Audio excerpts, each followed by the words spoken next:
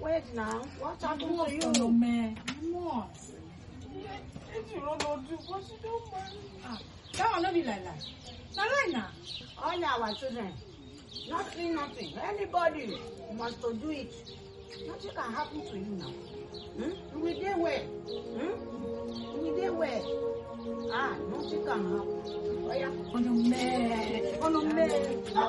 Yeah.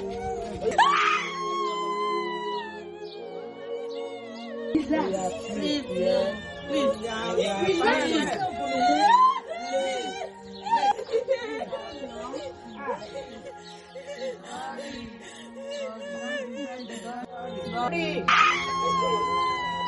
Yeah, wait. Small. Yeah.